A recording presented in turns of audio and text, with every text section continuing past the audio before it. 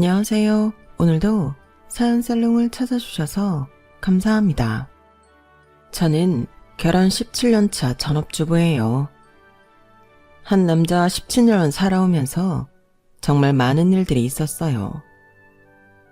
그 중에서 가장 기가 막힌 사건을 꼽으라면 우리 부부의 결혼 자체일 거예요. 따지고 보면 우리 부부는 시부모님한테 속아서 결혼을 하게 된 경우거든요. 그래도 다행인 건 우리 두 사람이 너무 잘 맞아서 잘 살고 있으니 다행이라면 다행이겠죠. 그래도 식장에 들어갔을 때 신랑이 바뀌어 있는 걸 알게 됐을 땐 정말 당황했어요.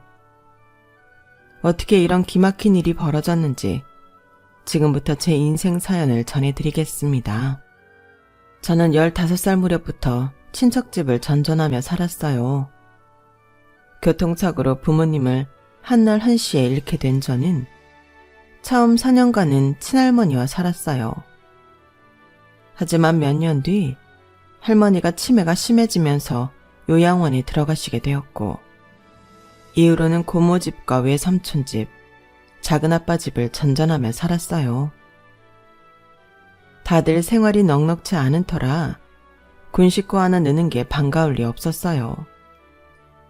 저 때문에 부부싸움을 하시는 걸 볼 때마다 차라리 혼자 나가서 살고 싶다는 생각을 했지만 어린 저로서는 그마저도 여의치 않았어요. 저희 부모님이 남기신 집과 돈이 조금은 있었을 텐데 어른들 누구도 그 돈에 대해 말해주는 사람은 없었거든요. 한 번은 고모한테 돈 얘기를 꺼냈다가 욕만 온팡치게 얻어먹고 소득 없이 끝나고 말았어요. 얘 말하는 것 좀 봐. 그러니까 우리가 네 아빠가 남긴 돈을 빼돌리기라도 했다는 얘기니? 정말 어이가 없어서 기껏 불쌍해서 키워줬더니 누굴 도둑으로 몰아. 너 그럴 거면 당장 우리 집에서 나가. 물에 빠진 사람 구해줬더니 보따리 내놓으라고 한다고 네가 지금 딱 그 짝이잖아. 조그만 게 아주 팔랑 까져서는 못하는 소리가 없어. 아휴, 내가 미친년이지. 조카년한테 이딴 소리를 들으면서도 뭐가 불쌍하다고 삼시세끼 먹여 키우고 있으니 이놈의 기집애 한 번만 더 그딴 소리 해봐. 그날로 내쫓을 테니까. 고모 잘못했어요. 다시는 안 그럴게요. 솔직히 제가 뭘 잘못했는지 이해가 안 갔지만 그때는 내쫓는다는 말이 두려워서 손이 발이 되도록 빌었어요. 그날 이후 돈 얘기는 꺼내지도 못했어요. 그때 생각한 건 부모님이 남긴 돈을 찾으려 애쓰기보다는 내가 직접 벌어야겠다는 거였어요. 고모집에서 지내다가 외삼촌 집으로 가게 됐을 때부터 패스트푸드점에서 아르바이트를 시작했는데 그렇게 번 돈으로 제 용돈은 충당할 수 있었어요. 방학 때는 일하는 시간을 늘려서 비상금도 마련했고요. 언제 내쫓길지 모르는 생활이었기 때문에 내 손에 돈을 쥐고 있어야 안심이 되더라고요. 외삼촌이 외숙모 몰래 종종 용돈을 주기는 했지만 돈이 필요할 때마다 매번 달라고 하기 미안해서 내 손으로 벌려고 애를 썼어요. 뻔한 살림에 어린 동생들도 둘이나 있어서 군식구인 저한테까지 신경 쓰게 하고 싶지 않았거든요. 매번 돈 때문에 외삼촌과 말다툼을 하는 외숙모를 볼 때마다 모든 원흉이 나인 것 같아서 미안하기도 했고요. 고등학교 졸업을 앞두고 작은아빠 집에서 한 달 정도 지냈는데 혹시라도 제가 눌러 앉을까봐 작은아빠를 비롯해 온 가족이 눈치를 주더라고요. 그때는 제가 아르바이트를 하면서 돈을 벌고 있을 때라서 금전적으로 기대지도 않았는데 저만 보면 이렇게들 돈 얘기를 꺼내셨어요. 이건 확실히 하고 넘어가자. 우리 너한테 금전적으로 해줄 수 있는 게 없어. 그래야 할 이유도 없고. 너도 알다시피 우리 집에 고등학생이 둘이야. 앞으로 돈 들어가려면 남았단 얘기지. 너도 양심이 있다면 여기서 눌러 살 생각은 안 하겠지만 그래도 사람 일 모르는 거잖니? 말로는 아르바이트 때문에 한 달 신세 진다고. 하지만 그 한 달이 2달 되고 1년이 될지 어떻게 아냐고. 네 작은 아빠도 그렇고 나도 그렇고 솔직히 널 돌봐야 할 책임은 없는 사람들이야. 그건 너도 알아야 해. 그동안 남의 집을 전전하면서 마음 다치는 일이 많아서 그런지 작은엄마 말에 상처를 받지는 않았어요. 오히려 작은엄마 입장에선 그럴 수밖에 없다고 이해하는 입장이었어요. 상황이 이러니 또래 친구들처럼 학교 성적을 걱정하는 건 제게 있어서 사치였어요. 어떻게든 집에 폐 안 끼치고 내 힘으로 살아내는 게 지상 최대의 과제였을 정도로요. 부모님이 살아계셨다면 어린 나이에 이런 고민을 하지 않아도 됐겠지만 어쩌겠어요. 내 인생이 이런 걸요. 그래서 일찍부터 안 되는 건 포기하고 될 만한 거에 집중했어요. 제가 선택한 건 돈을 버는 거였어요. 돈을 벌어서 더는 눈칫밥 먹지 않고 언제 쫓겨나더라도 먹고 살 수 있도록 대비하는 거요. 그리고 그 계획은 고등학교를 졸업하면서 실현되었어요. 서울에 있는 대학에 합격한 친구를 따라 저도 서울로 상경하게 되었거든요. 친구가 다니는 대학 근처에 방을 얻은 우리는 월세와 생활비를 반반 부담하는 조건으로 함께 살게 되었어요. 원룸 보증금은 친구 부모님이 내주셨고요. 워낙 어릴 때부터 아르바이트를 하며 돈을 벌어왔던 터라 생활비 버는 건 솔직히 걱정이 안 됐어요. 그보다는 친한 친구랑 같이 어른들 눈치 안 보고 살 수 있다는 기대감이 컸죠. 친구와 원룸 생활을 시작하고 한동안은 들떠서 미래에 대한 걱정이고 뭐고 없었어요. 하지만 좋아서 죽고 못 사는 부부 사이도 살다 보면 싸움도 하고 이혼까지 가기도 하잖아요. 저와 친구도 그랬어요. 고등학교 시절 단짝이었던 친구와 저는 함께 살면서 더할 나위 없이 좋았어요. 취향도 비슷하고 워낙 친한 사이라서 눈빛만 봐도 상대가 뭘 원하는지 알 정도니까요. 하지만 시간이 흐를수록 대학생 신분인 친구와 고졸 아르바이트생인 저 사이에는 조금씩 균열이 생기기 시작했어요. 생활 패턴부터 평소 상대하는 사람들, 주로 사용하는 어휘가 다르다 보니 어느 순간 거리감이 생겼거든요. 거기다 학벌 차이가 나다 보니 세상을 바라보는 가치관도 달라지고 미래에 대한 설계 자체도 달라져서 더 그랬던 것 같아요. 세훈아, 너 언제까지 아르바이트나 하고 살 거야? 당장 돈 버는 것도 좋지만 공부를 더 하든 자격증을 따든 해서 제대로 된 직장을 구하는 게 낫지 않아? 그건 나도 알지만 당장은 그럴 여유가 없으니까. 부모님 도움으로 학교 다니는 내가 할 말은 아니지만 그래도 미래를 생각해서 너도 뭔가 준비를 하는 게 좋을 것 같아서 그래. 우리가 언제까지 이렇게 같이 살 수도 없잖아. 그 무렵 친구는 제게 말은 안 했지만 해외 어학연수를 고민하고 있었나 봐요. 집 문제 때문에라도 제가 마음에 걸렸던 거였죠. 그러다가 반년 뒤 친구가 호주로 어학연수를 떠나게 되면서 우리는 갈라서게 되었어요. 고등학생 시절부터 20대 초반을 함께 해온 친구였기에 누구보다 많이 의지하고 살아서 그런가 친자매를 떠나버리는 것처럼 가슴 한구석이 텅 빈 기분이었어요. 그러면서 한편으로는 친구와 다시 만날 때에는 조금 더 나은 모습을 보여줘야겠다 다짐을 하게 되었죠. 몇 년간 쉬지 않고 여러 개의 아르바이트를 이어온 덕에 원룸 보증금은 마련할 수 있었어요. 하지만 당장 월세며 생활비가 2배로 들어가자 이제야 비로소 홀로살이가 실감이 나더군요. 친구 말대로 언제까지고 아르바이트를 하며 살아갈 수 없다는 생각이 문득 들었어요. 정규직이 되어야 은행 대출도 받을 수 있고 그래야 생활도 안정이 될 것 같았거든요.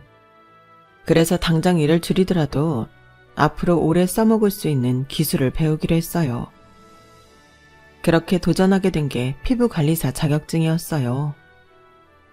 대학 졸업장이 없어서 실력만 있다면 정년 걱정 없이 할 수 있는 일이니까요.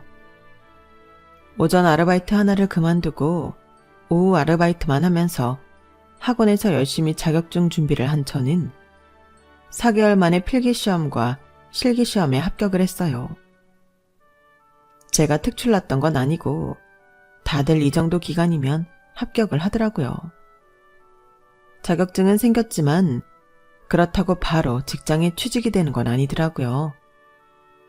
학원 원장님 추천으로 대형 샵에 들어가 수습기간을 보냈고 그 기간이 끝난 뒤 자체 평가 성적에 따라 취업이 결정됐어요.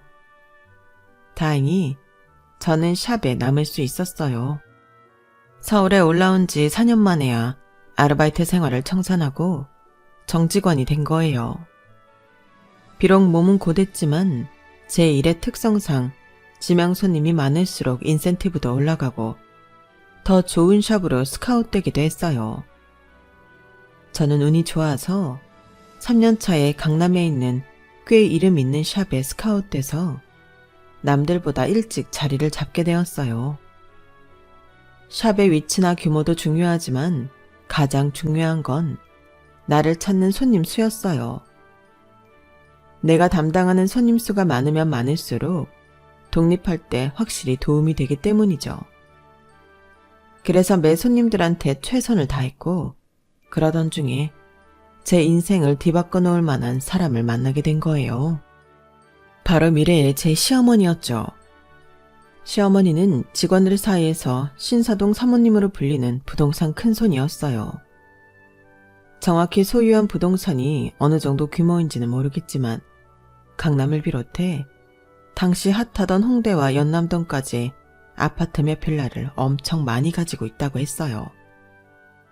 그래서 다들 어떻게든 신사동 사모님한테 연주를 대려고 혈안이 되어 있었죠. 저는 3년 차기는 하지만 이직을 한 지 얼마 안 된 터라서 아직 이렇다 할 큰 고객을 담당하지는 않았어요. 그러니 신사동 사모님과 직접적으로 대화를 할 일도 없었죠. 그런데 사람 일은 모르는 거라고 제게도 기회가 온 거예요. 원래 신사동 사모님을 담당하던 선배가 팔을 다치는 바람에 한동안 일을 할 수 없게 되었고 상대적으로 담당 고객 수가 적었던 제가 대신 맡게 된 거예요. 그 자리를 노리는 사람은 많았지만 신사동 사모님이 젊고 입이 무거운 직원을 원하셨기 때문에 제가 선택된 거였죠. 소문이 하도 대단해서 어떤 사람인지 궁금했는데 막상 만나보니 평범한 중년 부인이었어요. 하지만 오랜 세월 부를 누리고 살아서 그런가 행동 하나하나에 부티가 나긴 하더라고요. 저는 특별한 노하우라고 할 게 없는 사람이라서 그저 시간 꽉 채워가며 묵묵히 열심히 할 뿐이었는데 신사동 사모님 눈에는 그런 제가 마음에 들었던가 봐요. 이후 샵에 오실 때에도 저를 지명해 주셨어요. 그렇게 반년 넘게 사모님 담당으로 일을 했지만 우리가 나눈 얘기라고는 간단한 인사와 날씨 얘기가 고작이었어요. 그런데 제가 생각지도 못한 사기를 당하게 되면서 상황이 급변하게 되었지 뭐예요. 이전 샵에 다닐 때만 해도 전셋집은 꿈도 못 꿨어요. 월세 원룸 생활도 감지덕지였죠. 그런데 이직을 하면서 기본급도 높아지고 은행 대출이 가능해져서 전셋집으로 옮길 계획을 세웠어요. 매달 나가는 월세면 전세금 대출 이자를 낼 수 있으니 저로서는 목돈을 만들 기회가 되기도 했거든요. 하지만 원룸 계약 기간이 반년 남짓 남은 상태라서 당장 옮길 수는 없었어요. 그래서 그 기간을 채우고 이사를 했던 건데 부동산에 대한 지식도 경험도 없던 터라 보기 좋게 사기를 당하고 만 거예요. 이사 전날 집주인한테 잔금을 먼저 치러달라고 연락을 해왔길래 어차피 줄 돈 하루 미리 보내준다고 뭔 일 있겠나 싶어 보내줬어요. 그런데 이사 당일 집에 가보니 다른 세입자가 떡하니 살고 있더라고요. 일주일도 전에 이사를 들어왔다면서요.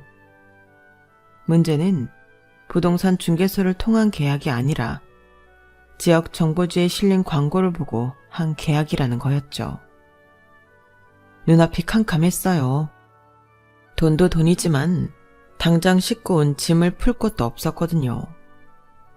트럭기사 아저씨는 짐은 어디에 풀 거냐고 닥달이고 그 집에 살고 있는 세입자는 자기는 모르는 일이니 나가달라고 성하고 정말 정신이 하나도 없었어요. 결국 이전 원룸 주인 아줌마한테 부탁해 일주일 더 그 집에서 살기로 했어요. 급한 마음에 경찰서를 찾아가 신고를 했지만 계약서에 적힌 이름이며 주민등록번호까지 모조리 가짜여서 사기꾼을 찾기 힘들다는 얘기를 들었어요. 그동안 통화를 했던 전화번호도 이미 없는 번호라는 음성만 나올 뿐이었고요. 당장 지낼 곳이 막막해진 저는 일을 하면서도 정신은 온통 집 문제에 쏠려 있었죠. 그날따라 잔실수가 많았는데 제게 실수를 봤던 신사동 사모님이 그러시는 거예요. 세연씨, 무슨 걱정 있어? 평소랑은 달라서 말이야. 자기가 이렇게 덤벙대는 사람은 아니잖아. 일터에서 개인적인 얘기를 하는 게 금지돼 있었지만 그날은 나도 모르게 제 상황을 털어놓고 말았어요. 그러자 저를 위아래도 살피시던 사모님이 그러시는 거예요. 그럼 세은 씨는 부모님이나 여타 가족이 없는 거야? 아니, 내가 흉을 잡으려고 그러는 게 아니라 딱 해서 묻는 거야. 네, 친척들이 있기는 하지만 연락을 끊고 산 지도 좀 되고 도움을 청할 사정이 안 돼서요. 그거 참 안 됐네. 그럼 이렇게 할래? 내 아들이 요 근처에 살고 있는데 집에서 일 도와주던 사람이 갑자기 그만둬서 말이야. 가사 도우미는 따로 불러 쓰고 있으니까 그건 걱정 안 해도 되고 간단한 심부름이나 조금 해주면 돼. 요즘은 입주 도우미를 구하는 게 힘들어서 걱정이었는데 세은 씨 상황이라면 오히려 잘 맞을 것 같네. 샵 일도 계속하면서 집에 있는 시간에만 심부름 정도 해주면 되는 일이라고 하니 저로서는 이보다 좋은 제안이 없었어요. 그래서 바로 하겠다고 말씀드렸죠. 그러자 사모님이 그러시는 거예요. 우리 애가 다리가 조금 불편해. 그래서 심기가 꼬여 있는데 그건 세은 씨가 무시하고 지내면 될 거야. 내가 김 기사한테 말해둘 테니까 내일 오전 중에 짐 옮기고 일 시작해. 그럼 월세나 공과금 같은 건 어떻게 해야 할까요? 아드님한테 직접 내면 되나요? 뭐? 월세? 사람을 뭘로 보고 그래? 그냥 살아. 대신 내 아들 일거수일투족은 나한테 바로바로 알리고. 그 정도는 할 수 있겠지? 그렇게 저는 신사동 사모님 아들 집에 들어가 살게 되었어요. 제가 일하는 샵과는 버스로 2정류장 거리여서 출퇴근도 편하고 좋더라고요. 집은 또 얼마나 넓은지 10식구가 살아도 충분할 정도였어요. 그런 큰 집에는 저와 사모님이 아들뿐이었어요. 사모님 말씀대로 다리가 불편해서 집안에서도 휠체어를 타고 다니더라고요. 심기가 꼬여있다던 사모님 말씀과 달리 아드님은 과묵하고 행동거지가 조심스러운 사람이었어요. 그 집에 들어가 살기 시작하고 일주일이 지났지만 우리는 말 한마디 섞어본 적이 없었어요. 제가 질문을 하면 고개만 끄덕이는 정도였으니까요. 사모님은 샵에 올 때마다 집에 따로 손님은 없었는지 아들이 하루 종일 뭘 하며 지내는지 물었지만 대답해드릴 거리가 없었어요. 그렇게 한 달여가 되어가던 어느 날, 저녁을 짜게 먹어서 그랬는지 잠결에 목이 말라 주방으로 나왔어요. 그런데 안방 쪽에서 신음소리가 들리더라고요. 방문 가까이 다가가 보니 그 소리가 더 또렷하게 들렸어요. 그래서 혹시 무슨 일이 있나 싶어 방문을 열고 들어가 봤더니 아드님이 진땀을 흘리며 잠결에 끙끙 앓고 있는 거 있죠. 흔들어 깨워봤지만 도통 깨어나질 못했어요. 그런데 바들바들 떠는 남자의 손이 제 옷자락을 꽉 쥐고 있더라고요. 꼭 감은 눈 옆으로는 눈물이 흐르고 있었어요. 그 모습에 나도 모르게 울컥했어요. 얼마나 무서운 악몽이기에 성인 남자가 이렇게 아이처럼 겁에 질려 잠을 설칠까 생각하니 마음이 쓰이더라고요. 그래서 나도 모르게 남자의 머리를 쓰다듬으며 괜찮다고 몇 번이나 말해주었어요. 그랬더니 남자도 조금씩 안정을 찾아가더라고요. 남자는 그날 일을 기억하지 못했지만 저는 또렷이 기억하고 있었기 때문에 남자를 볼 때마다 마음이 쓰이더라고요. 그리고 그날 일은 차마 사모님께 전하지 못했어요. 제가 모자 사이에 대해 정확히는 알지는 못했지만 두 사람의 행동을 보니 친모자지간이 아니라는 것과 둘 사이가 그리 좋지 않다는 건 알 수 있었거든요. 저를 이 집에 보내준 건 사모님이지만 이상하게 마음이 가는 쪽은 남자여서 나름의 노선을 타게 된 거였죠. 물론 남자는 제게 그러라고 하지 않았음에도 말이에요. 입주한 지 한 달이 지나도록 별다른 보고가 없자 사모님은 조금씩 짜증을 내기 시작했어요. 세은씨, 그렇게 안 봤는데 너무 날로 먹으려 드는 거 아니야? 내가 뭐하러 세은씨를 그 집에 보냈다고 생각해? 정말 잔심부름이나 해주라고 보낸 것 같아? 눈치가 없는 거야, 없는 척 하는 거야. 그게 무슨 말씀이신지 잘 모르겠는데요. 그럼 제가 뭘 했어야 하나요? 다 원참. 아니, 내가 그런 것까지 일일이 다 말해줘야 돼? 젊은 남녀가 한 집에 있으면 무슨 일이 있어야겠어. 우리 아들이 다리는 그 모양이어도 인물은 그만하면 어디서 빠지진 않잖아. 다리가 불구지 남자 구실 못하는 것도 아닌데. 세은씨, 여자는 자고로 어떤 남자를 만나느냐에 따라 팔자가 변하는 거라고. 언제까지 남의 얼굴이나 만지면 살 거야? 잘 생각해보라고. 그 말을 듣고 나니 그제야 사모님 전담이었던 직원들의 조건이 떠올랐어요. 젊고 입이 무거운 사람, 팁도 잘 주고 까다로운 분이 아님에도 왜 그렇게 전담이 수시로 바뀌었는지도 말이죠. 모르면 모를까 직접적인 얘기를 듣고 나니 집에서 남자를 마주칠 때마다 화들짝 놀라곤 했어요. 밤마다 방문을 걸어 잠그고 몇 번이나 확인할 정도로 겁에 질려 있었죠. 그러자 하루는 남자가 그러는 거예요. 혹시 내가 그쪽을 어떻게 할까봐 날 피하는 거예요? 그런 거라면 걱정 말아요.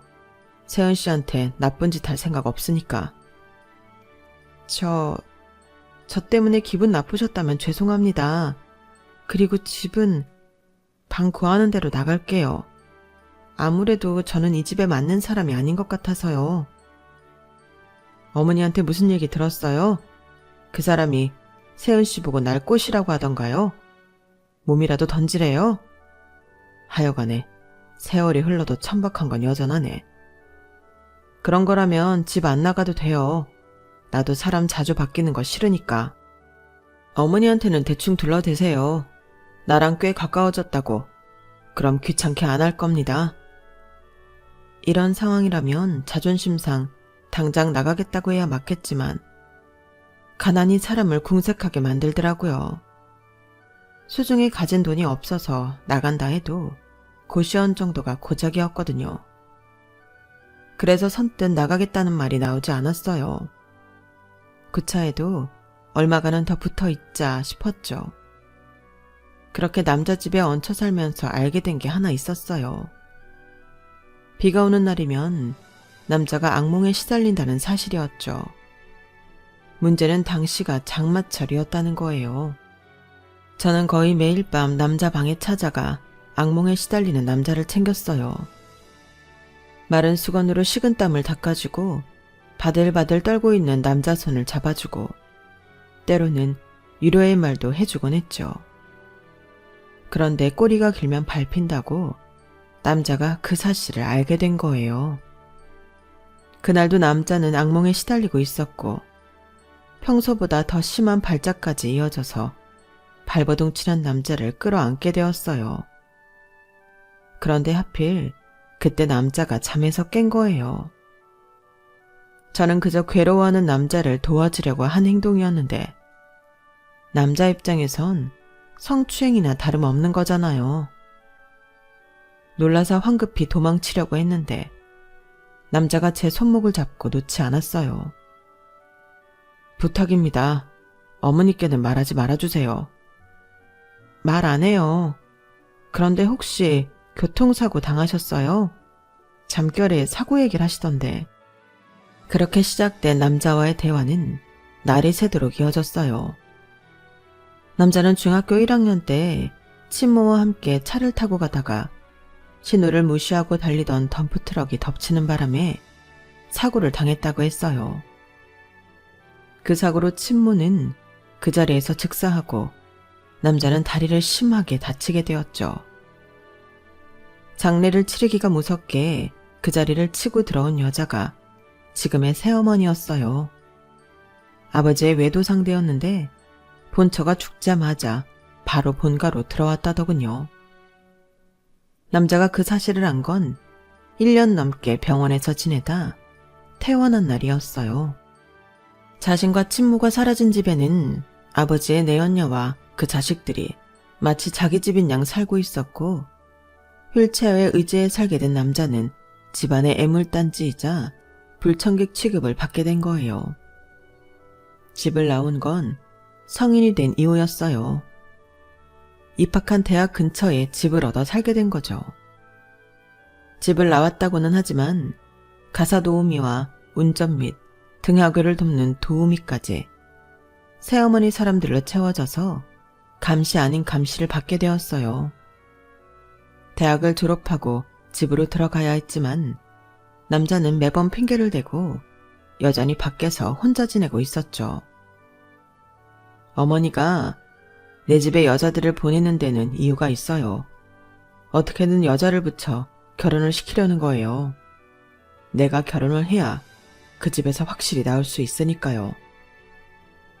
남자의 아버지는 아무리 여자에 빠져 본처가 죽자마자 내연녀를 집에 들였다고는 해도 자기 자식까지 버릴 만큼 매정한 인간은 아니었나 봐요.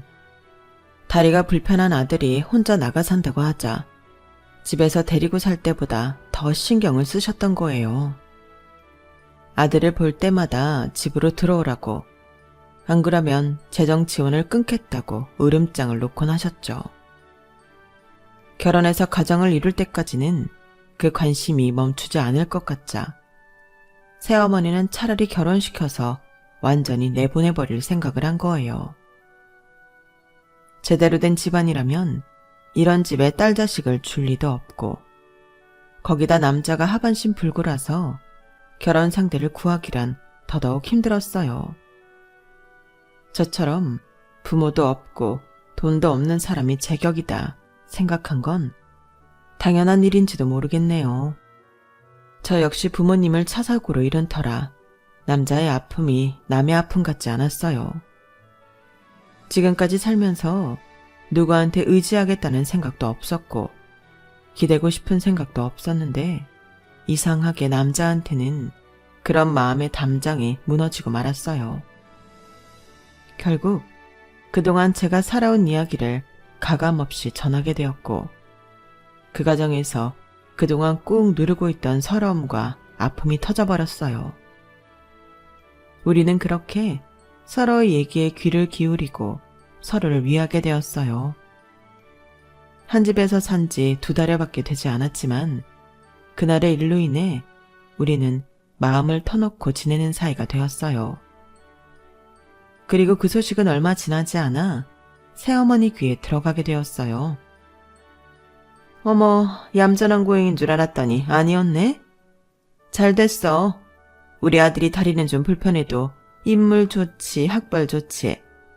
무엇보다 걔 아빠가 돈이 많잖아. 그래도 명색이 큰아들인데 건물 하나 안 주겠어? 내 입으로 이런 말하긴 좀 그렇지만 세은씨 땡 잡은 거야. 그래, 결혼은 언제 하기로 했어? 쇳불도 한 김에 빼랬다고 올해 안에 하면 좋겠는데 세은씨는 어때? 네? 결혼이요? 사모님, 뭔가 잘못하신 모양인데요. 저희 아직 아무 사이도 아니에요. 아니긴, 도우미 아줌마가 그러는데 세은씨가 아침에 우리의 방에서 잠옷 차림으로 나오는 거 봤다는데? 어디서 시치 미를 때? 뭐야, 요즘 말로 원나잇이다 이거야? 그렇게 안 봤는데 자기 아주 여운해? 우리의 마음 잡고 나니까 이제 협상이라도 하겠다는 거야 뭐야? 좋아, 결혼만 해. 그럼 45억짜리 건물 하나 줄게. 미리 말해두는데 분수에 넘치는 걸 바라다간 손에 쥔 것도 뺏기는 수가 있어. 명심해. 그러니까 우리가 날을 새고 서로에 대한 얘기를 나누던 그날, 아침이 돼서야 남자 방에서 나온 저를 도우미 아주머니가 보았던 모양이었어요. 그날 우리가 무슨 얘기를 나눴는지는 비밀이었기에 더는 새어머니 심기를 건들지 않으려고 조용히 입을 다물었어요. 그 바람에 남자와 저는 밤을 함께 보낸 사이로 기정사실화 되었지만요. 어떻게든 남자를 부친으로부터 떨어뜨리려 혈안이 된 새어머니는 당사자들의 의사와 상관없이 결혼을 밀어붙였어요. 처음엔 그리 걱정을 하지 않았는데 남자 아버님까지 집에 찾아오시는 바람에 상황이 묘하게 돌아가기 시작했어요. 결혼 자체에만 관심이 있는 새어머니와 달리 아버님은 저라는 사람에게 관심이 있으신 것 같았거든요. 집안 사정부터 자라온 환경, 그 밖의 사람 됨됨이까지 며느리로 드릴 만한 사람인지 아닌지를 보시는 것 같았어요. 그래서 더 떨리더라고요. 이걸 다행이라고 해야 할지 모르겠지만 아버님은 제가 마음에 드셨나 봐요. 이후로도 따로 저를 부르셔서 밥도 사주시고 선물도 사주셨거든요. 우리가 아무 사이가 아니라는 걸 말씀드리려 했지만 그러지 못한 이유가 있었어요. 남자는 자신이 당한 교통사고에 새 어머니가 연관돼 있다는 걸 알고 있었어요. 당시 사고를 낸 트럭 기사가 형을 마치고 찾아왔었거든요. 아들 수술비 때문에 벌인 짓이라면서 울면서 사과를 했다더군요. 하지만 중간 브로커를 끼고 벌어진 일이라서 그걸 새어머니와 연관시키기가 힘들었어요. 그 연관 증거를 찾아야 하는데 지금과 같은 상태라면 새어머니 눈을 피해 사건 조사를 할 수 없어서 결혼을 통해 시간을 벌어야 했어요. 이제 제 결심만 남은 상황이었죠. 남자를 도와 결혼식을 올리고 시간을 벌어줄 것인가, 아니면 여기서 발을 뺄 것인가. 살면서 지금까지 저는 누군가에게 피해를 주고 도움만 받고 살았잖아요. 그런데 생애 처음 제 도움을 필요로 하는 사람을 만나게 되니 이성적인 사고보다는 감정적으로 되더라고요. 하루아침에 부모님을 잃고 세상에 혼자 버려졌던 나와 남자가 자꾸 동일시 되었거든요. 결국 저는 남자를 돕기로 했고 결혼을 하게 되었어요. 만난 지 3개월 만에 벌어진 일이었죠. 결혼식을 보름께 앞두고 저는 일을 그만두었어요. 그리고는 본격적으로 결혼 준비를 시작했죠. 신혼집은 살던 집에 꾸리기로 해서 안방 침대와 화장대 같은 가구 몇 개만 바꾸기로 했어요. 아무래도 남편은 함께 움직이기 불편해서 새 어머니와 함께 가구를 보러 다녔어요. 마치 안방 마님이 종년한테 선심 쓰듯 어찌나 생색을 내는지 함께 있는 시간이 너무 힘들더라고요. 시간은 흘러 결혼식 전날이 되었어요. 그날은 병원 진료가 있는 날이라서 함께 병원으로 갔어요. 사고 이후 매주 병원에서 물리치료를 받아왔던 터라 의사 선생님도 그렇고 수간호사, 사무장님도 다들 친했어요. 남편과 한 집에서 살게 된 이후 저도 자주 함께 왔던 병원이기도 했어요. 결혼 소식을 알렸더니 다들 내일처럼 기뻐해 주시더라고요. 그날따라 남편의 물리치료는 길어졌고 드디어 결혼식 당일이 되었어요. 친인척들한테 연락을 하기는 했지만 와주실지 몰라서 저는 남편과 함께 입장을 하기로 했어요. 그래서 남편의 휠체어 뒤에 섰는데 그 순간 기적 같은 일이 벌어진 거예요. 휠체어에 앉아있던 남편이 벌떡 일어선 거였죠. 마침 그때 식장 문이 열리고 버진로드 앞에 우뚝 서 있는 남편을 본 사람들이 다들 입을 떡 벌렸어요. 저 역시 마찬가지였고요. 남편은 제 손을 잡고 버진로드에 첫 발을 내딛었어요. 한 3걸음쯤 걸어 들어갔을까요? 혼주석에 앉아있던 새어머니가 벌떡 일어나 소리를 질렀어요. 말도 안 돼. 그날 확실히 트럭으로 밀어버렸는데 어떻게 이렇게 멀쩡할 수가 있어? 제 애미가 아니라 저걸 황척길 보내려고 내가 돈을 얼마나 쳐들였는데 그 멍청한 트럭 기사가 말길 못 알아먹어선? 거기까지 말을 하던 새어머니는 그제야 자신의 실수를 했다는 걸 깨달았는지 두 손으로 자기 입을 틀어막았어요. 하지만 이미 때는 늦어버렸죠. 아버님 표정이 싸늘하게 굳어버렸거든요. 그 사고 당신이 사주한 거였어? 우리 용현이랑 용현이 엄마 죽으라고? 그래놓곤 지금까지 날 속여온 거냐고. 여보, 진정하고 내 말 좀 들어봐요. 어차피 당신도 그 여자랑 정 떨어졌다고 했잖아요. 차라리 병이라도 걸려 죽었으면 좋겠다고 당신 입으로 그랬잖아요. 난 당신 소원을 들어줬을 뿐이라고요. 이 여자가 그걸 말이라고 해. 아버님과 새어머니는 서로를 탓하며 말다툼을 하셨어요. 그 모습을 본 남편은 싸늘한 표정으로 헛웃음을 짓더군요. 지난 10수년간 아버님과 새어머니 눈을 피해 힘겨운 재활을 하며 오늘 이날을 준비했던 남편이기에 만감이 교차하는 데 보였어요. 아직 온전히 걷기에 무리인 상태인데 결혼식 전날까지도 엄청 연습을 했던 모양이더라고요. 오늘의 단 3걸음을 위해 말이죠.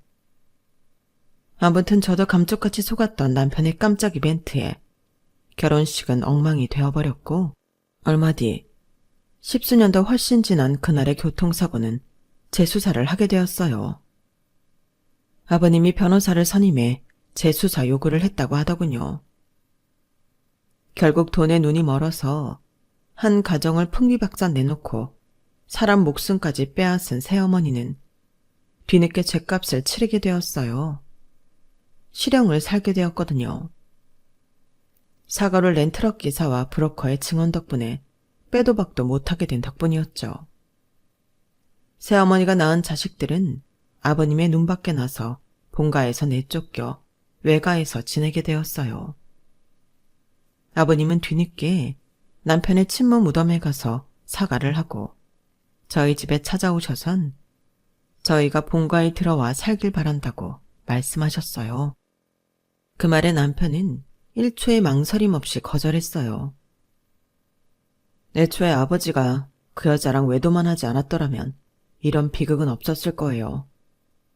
어머니를 죽인 건 그 여자지만 아버지도 어머니의 죽음에 죄가 없다고는 할 수 없어요. 한 사람의 인격을 무참히 밟으셨으니까요. 저는 앞으로 아버지께 자식으로서 도리는 하지 않을 겁니다.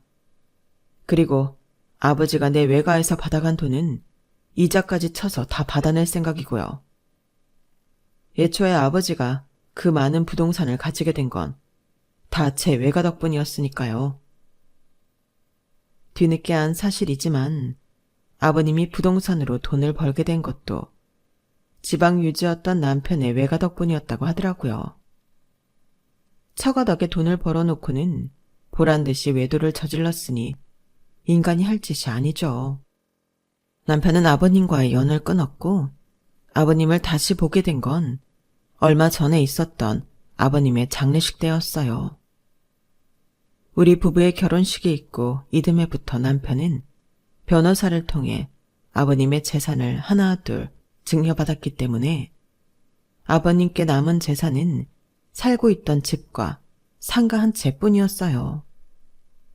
새어머니와는 이미 이혼을 한 터라 남은 재산은 새어머니와 사이에서 낳은 자식들이 물려받았다고 하더군요. 장례식장에서 우리 부부를 본 새어머니는 죽 써서 개줬다며 어찌나 궁시렁거리던지 세월이 지나도 탐욕스러운 심성은 변하지 않더라고요. 결혼하고 1년쯤 됐을 때 남편은 저희 부모님이 남기셨던 재산과 보험금이 어떻게 사라졌었는지 업체를 통해 진상 파악을 해주었어요. 고모와 작은아버지가 친할머니를 요양원에 보내면서 빼돌렸더라고요. 남편은 제가 원한다면 소송을 통해 되찾아주겠다고 했지만 그러지 말라고 했어요. 고모와 작은아빠가 한 짓은 괘씸하지만 어찌됐건 간에 부모 잃은 저를 키워준 건 사실이니까요. 지금에 와서 그 돈을 받는다고 해도 제 인생이 달라질 것 같지도 않았고요. 위장결혼에 가까운 결혼을 한 우리 부부였지만 17년 넘게 살면서 단 한 번도 이 결혼을 후회한 적이 없어요. 남편은 여전히 한쪽 다리를 절고 있지만 제게 있어 남편은 세상 누구보다 멋지고 든든한 남자거든요. 우리 아이들한테는 세상 다정한 아빠이기도 하고요. 우리 부부는 너무 일찍부터 파란만장한 인생을 살았지만 오늘은 이 순간이 지나는 게 아까울 정도로 행복한 나날을 보내고 있습니다. 그래서일까요? 가끔은 그런 생각이 들곤 하더라고요. 미리 고통과 슬픔을 느끼지 못했다면 지금의 행복을 알아차릴 수 있었을까 하고 말이죠. 지금 이 순간에도 힘겨운 나날을 보내시는 분들이 있다면 저를 통해 이거 한 가지만 기억하셨으면 해요. 아직 여러분의 인생에는 행복이 당도하지 않았을 뿐이라는 걸요. 그리고 그날은 반드시 온다는 것도 말이죠. 지금까지 제 사연을 들어주셔서 감사합니다. 오늘도 기운 내서 열심히 살아보자고요. 여러분, 사연 댓글에 응원과 현명한 조언 부탁드려요. 좋아요와 구독은 저에게 큰 힘이 됩니다. 오늘도 좋은 일 가득하세요.